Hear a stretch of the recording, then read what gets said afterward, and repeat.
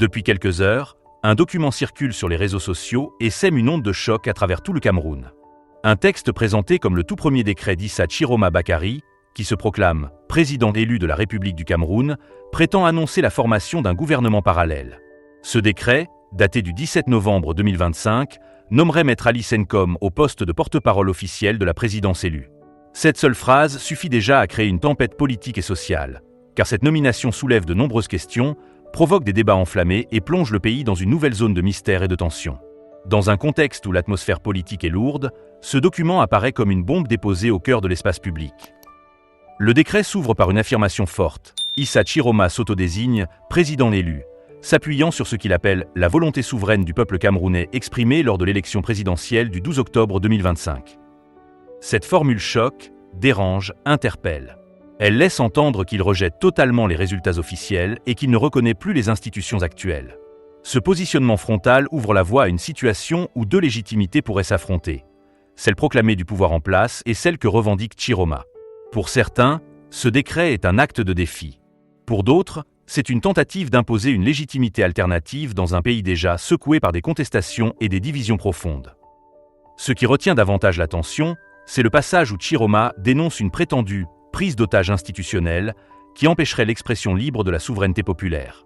Cette expression, extrêmement lourde, laisse entendre que les institutions actuelles auraient confisqué le pouvoir du peuple. Ce vocabulaire marque une rupture totale avec l'ordre établi. Il s'agit d'un message direct, qui accuse, qui conteste et qui refuse tout compromis. Dans un pays où les mots peuvent enflammer des foules, cette phrase ajoute une tension supplémentaire. Le Cameroun entre alors dans une zone où chaque déclaration devient explosive et chaque document peut alimenter la méfiance ou la révolte. Mais le point le plus commenté, le plus discuté et le plus controversé, c'est la nomination de Maître Ali Senkom comme porte-parole officielle.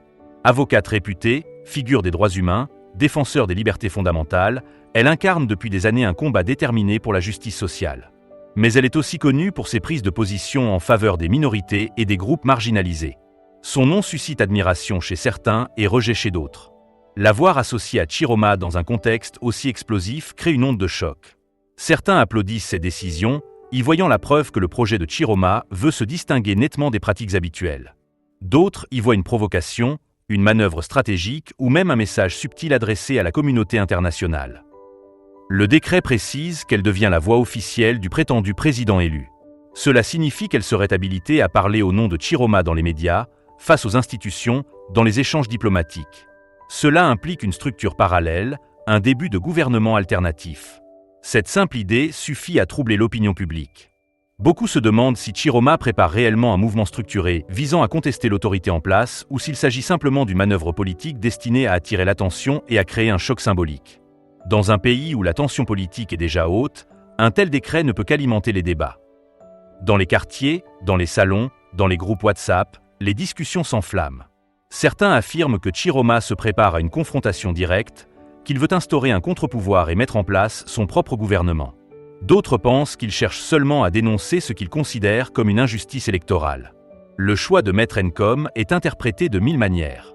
Pour certains, c'est un signe d'ouverture et de modernité. Pour d'autres, un signal politique audacieux mais risqué. Le Cameroun se retrouve encore une fois divisé, partagé entre ceux qui voient en Chiroma un résistant et ceux qui craignent qu'il ne plonge le pays dans l'instabilité. Le document affirme que cette nomination sera portée à la connaissance des partenaires nationaux et internationaux, ce qui laisse penser que Chiroma souhaite une reconnaissance extérieure, peut-être un appui, ou au moins une attention médiatique internationale. Cela ouvre la porte à d'autres questions. Cherche-t-il à internationaliser la crise ? Espère-t-il obtenir un soutien étranger ? Veut-il forcer la main du pouvoir actuel en créant une pression diplomatique ? Les réponses restent floues, mais les intentions semblent aller au-delà d'un simple communiqué interne. Ce décret apparaît dans un moment où le Cameroun traverse une période d'incertitude.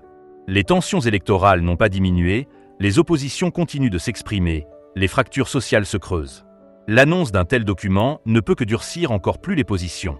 Le pays entre dans une nouvelle étape où chaque geste, chaque mot et chaque nomination peuvent devenir le déclencheur d'un affrontement institutionnel plus large.